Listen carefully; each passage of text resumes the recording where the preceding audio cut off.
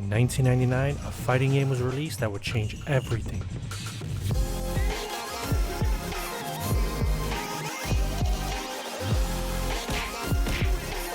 But it wasn't supposed to be a fighting game at all. For decades, fighting games followed a simple formula. Until one game dared to break every rule.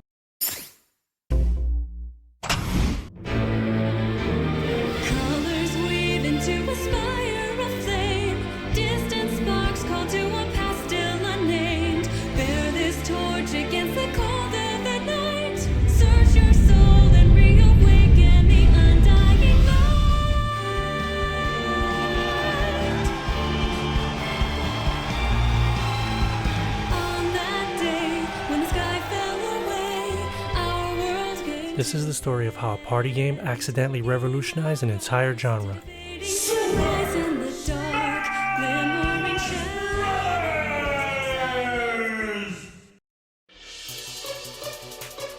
Fighting games stuck to what worked. One-on-one battles, complex combos,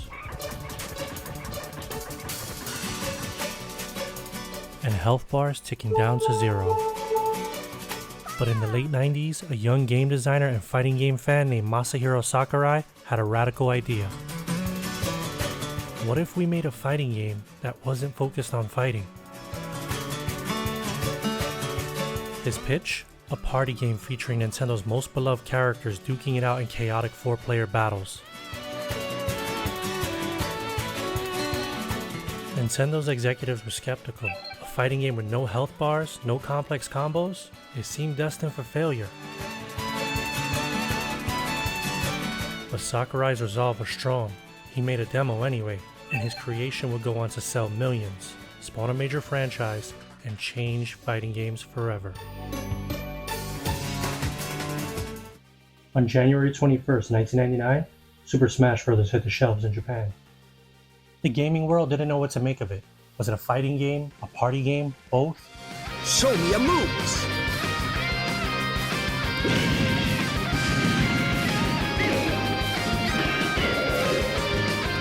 But as players dug deeper, they realized this wasn't just a casual party game.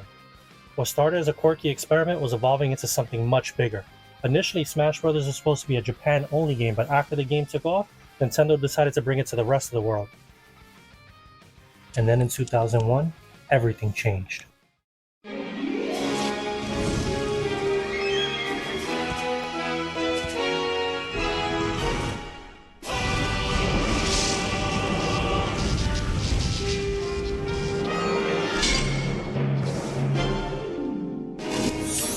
With the release of Super Smash Bros. Melee, there was no going back. The fighting game community would never be the same. Smash wasn't just breaking the rules anymore, it was rewriting them. Fighting games didn't just have to be back and forth combat. You could send your opponent off stage or blast them up into the sky, and health bars weren't a thing. What you did was you raised your opponent's percentage by hitting them, and this increased the likelihood of your next attack sending them off stage where they did everything possible to get back.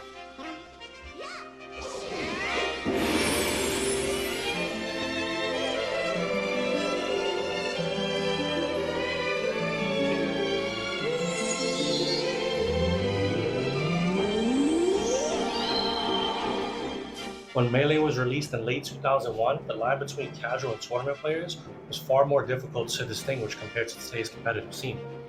The competitive community was still in its infancy. The first reported Melee tournament premium fight took place in August 2001, even before the game's official release, but it was a promotional event in Japan with limited characters and rule sets.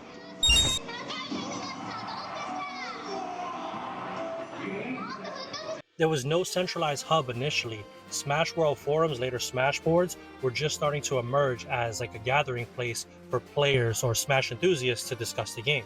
The advanced techniques that would later define competitive play, like wave dashing, were not widely known or utilized by players. The fighting game community at large was primarily focused on traditional 2D fighters, and Smash Bros.' unique platform style of gameplay wasn't widely accepted as a competitive format. And honestly, overall, Smash was looked down upon by traditional FGC players. The movement and spacing-focused gameplay of Melee required a different skill set than traditional fighters, which some players were resistant to. and even Nintendo didn't help with their stance early on. Unlike other companies that actively supported competitive scenes, Nintendo distanced itself from competitive Melee, which may have influenced perceptions. On top of that, Smash's creator Masahiro Sakurai wasn't a fan of competitive players. Players spent so much time analyzing all the data and reducing everything down into technicalities that straight up took the fun out of the game. このゲーム、愉快なパーティーゲームを In the early years after Melee's release in 2001, tournaments often featured wildly different rule sets regarding items, stages, and other gameplay elements. There were frequent disputes among competitors about what should or shouldn't be allowed in tournament play. It took several years for the community to develop and agree upon a standardized competitive rule set. Standardization involved banning all items and narrowing down legal stages to a select few. No items, Fox only, final destination. Just kidding. Matt Feasy Dahlgren's Tournament Go series was actually instrumental in helping to establish more consistent rule sets. Major League Gaming included Melee as part of its pro circuit in 2004, giving the game competitive legitimacy alongside traditional 2D fighters. This seemed like a major victory for Melee's acceptance within the broader FGC, however it was short-lived as MLG dropped Melee from its pro circuit in 2007. The release of Super Smash Bros. Brawl in 2008 further complicated Melee's position, as Nintendo and the casual community expected the competitive Melee community to move on to the newer game. But Brawl's gameplay was designed to be less competitive than Melee, which caused a divide in the Smash community. After MLG dropped Melee and Brawl was released, the Melee community had to revert back to grassroots organizing just to keep the scene alive.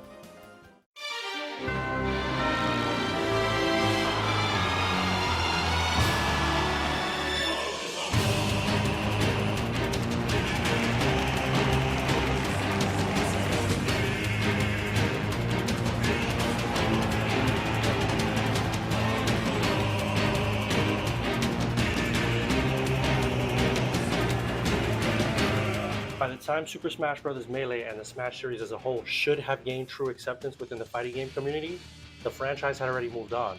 Super Smash Bros. Brawl was released in 2008, and Super Smash Bros. For Wii U and 3DS were slated for 2014.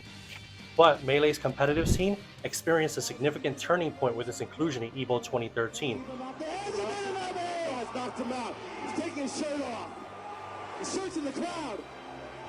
The large turnout and viewership for this event led to Melee being included in EVO for the next 5 years, signaling its importance to the fighting game community. But wait! There's more! When Melee came out, everyone was the king of their town. The Smash documentary series directed by Travis Samox Beauchamp helped to popularize the competitive Melee scene and introduce it to a wider audience. Melee was featured in numerous major tournament series, including Genesis, Super Smash Con, Community Effort Orlando, DreamHack, and Major League Gaming. This consistent presence at high-profile events helped to cement its status in the fighting game community. Nintendo! Woohoo! While not directly related to the fighting game community's perception, Nintendo's increasing support for competitive Smash events, such as sponsoring Apex 2015, helped to legitimize the scene. And then this happened.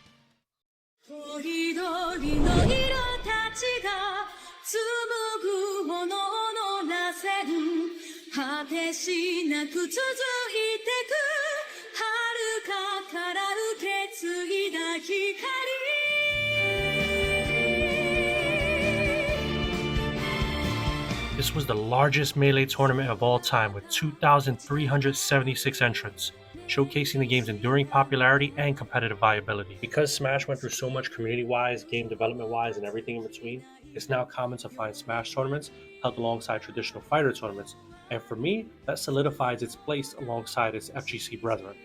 Some would even argue that Smash's easy accessibility led to the birth of modern control schemes in games like Marvel vs. Capcom Infinite, Dragon Ball FighterZ, Street Fighter 6, and so many other different games. By the way, I'm Cello and I've been hosting eSports tournaments since before it was called eSports. I was here in the beginning.